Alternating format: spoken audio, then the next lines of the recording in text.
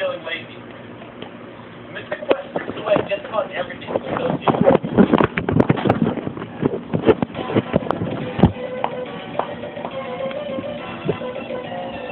There's no customization. All weapons and armor are automatically equipped, and there are only 4 classes of weapons, which you cycle through by simply hitting the shoulder button. Furthermore, you don't buy gear at stores. It's usually found in dungeons or bought from random people in town. Same goes for spells. If you don't learn them, you find them. There are no random battles. All enemies are visible and stationary on screen. And you never fight more than 3 enemies at a time. Now, enemies don't have life bars, but their sprites change as they grow weaker, stripping away most of the strategy. And there's absolutely no penalty for losing the battle. If you die, you can just start the battle over again like it never happened. Also, you can save anywhere. And since battles aren't random, grinding is done on battlefield icons, which, by the way, are totally optional. And that's another thing. There's no free roaming in the overworld. It doesn't get much more linear than this. The story is so paper thin, it's crazy. Here's an example. Oh, okay, I guess we're going to the ice chamber now. Let's go. And finally, without a doubt, the most insulting thing, the game defaults your hit points to a bar instead of numbers. Holy shit, Square, how fucking dumb do you think we are? You really thought we couldn't handle all those scary numbers? And remember, this was made specifically for Americans. The Japanese had to wait a whole year to get their hands on it, where it was called Final Fantasy USA, The Mystic Quest. And there were some naming issues in Europe too, but that's a whole different mess I don't have time to get into. Now, if you're an American and you feel insulted by this game, you should. Final Fantasy Mystic Quest was a failure. It was panned by the critics, and again, judging by Nintendo Power Charts, was not popular with gamers. In fact, Final Fantasy II was unfazed by Mystic Quest's release, and would continue to be a mainstay on the charts until a few months before Final Fantasy III came out in '94. But this failed experiment might actually make Mystic Quest one of the most important RPGs ever made. Now, I know that sounds crazy, but let me explain. I suspect this failure was not taken lightly and sent a shockwave back to Japan. Perhaps Square suddenly had a new perspective on Western gaming culture. I find it suspect that a year later, on August 6, 1993, Sega Densetsu 2 was released to the Super Famicom, and just 2 months later, Secret of Mana was released for the Super Nintendo. According to an interview with translator Ted Woosley, the decision to release the game was made after it had already come out in Japan. It was allegedly localized and translated in just 30 days.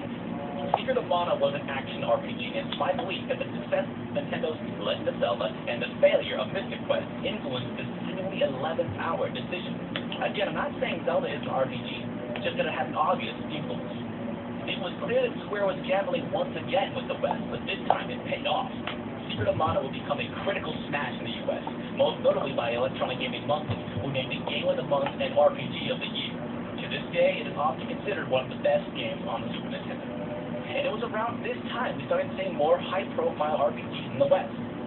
Square would publish Capcom's Breath of Fire title. Secret of Evermore would be Square's first game produced by Americans. Final Fantasy III and Chrono Trigger were localized and brought to America mere months after the Japanese release.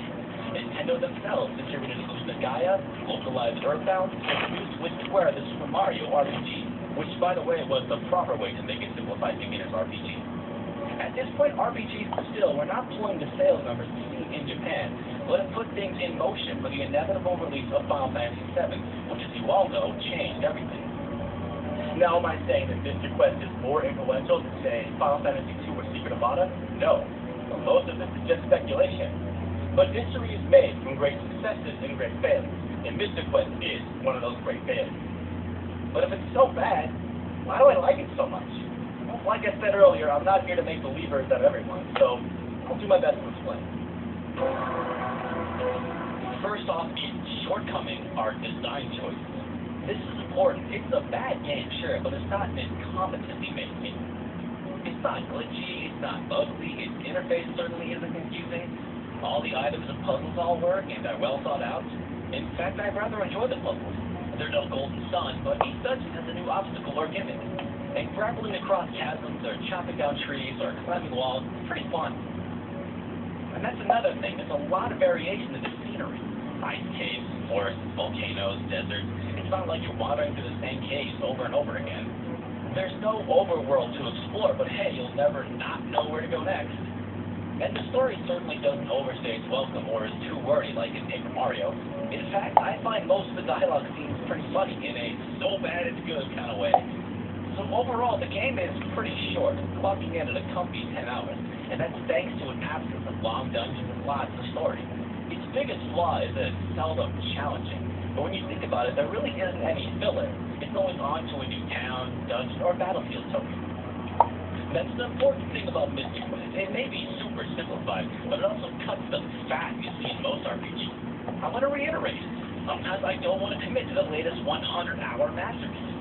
Sometimes I don't want to spend time meticulously customizing weapons, armor, magic, or materia, junctioning, or relics. Maybe I don't want to sit through pages and pages of text as a grand or quirky story unfolds. Sometimes I'm not in the mood to spend literally hours on one dungeon.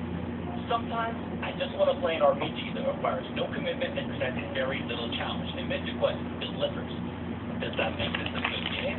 Well, if you're in the mood for it, I guess, but damn it, sometimes I'm in the mood for it. Okay, but here's one thing no one can deny. Mystic Quest has one of the best soundtracks to ever grace the Super Nintendo. As to be expected, it doesn't have the same emotional range as the Major League players, but what's here is still incredible.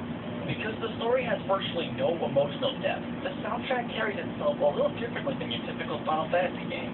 There aren't any super tragic or emotional scenes, so the music never has to take the audience there. It's lighthearted and fun, but still just as memorable. If anything, the soundtrack is more enjoyable because it's easier to casually enjoy. I enjoy listening to video game music casually, but sometimes avoid Chrono Trigger, Final Fantasy III, and Secret of Mana, because those soundtracks have songs that are very heavy emotionally, and sometimes I'm not in the mood to be reminded of when Edward's fiancée dies or when the future refuses to change. Those are not huge spoilers, by the way. It's because it's so shallow emotionally that Mystic Quest's soundtrack is actually sometimes more enjoyable. So I guess it comes down to this. Is Mystic Quest a good game? I think when you understand why Mystic Quest was made in the first place, you can come into it with the right expectation and hopefully enjoy it. This doesn't forget the game's lack of difficulty, which can sometimes make it boring, but that's why you need to be in the mood to play it. A lot of great RPGs are available for the Virtual Console, including Final Fantasy II and Secret of Mana. And while those games are amazing, they're also very long and require dedication to see them to the end. On the other hand, Mystic Quest is simple, fast-moving, and though offers very little challenge, cuts most of the fat you see in typical RPGs. Here's a good analogy. Sometimes I don't want to play a grand 100-hour RPG, or drink a glass of fine wine.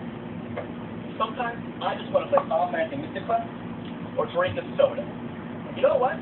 Forget all that confession bullshit. There ain't a fucking thing wrong with that. Time. Cheers.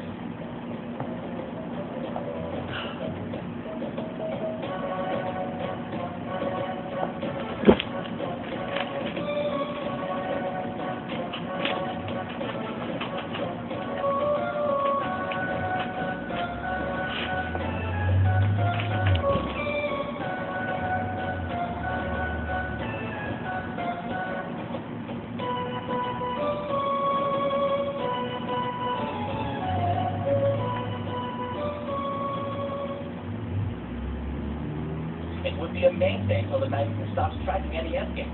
And though Final Fantasy commands a lot of money, it's far from the rarest of cars. NES, and then that. What are you going to do with that, haters? Yeah, I'll get them both. It's everyone. Take that.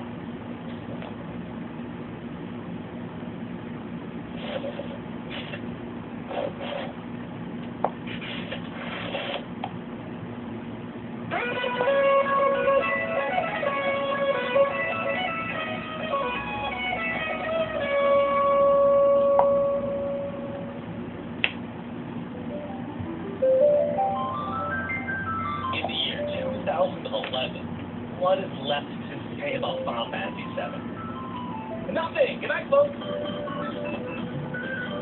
But, what about the demo that came with Tobal number 1?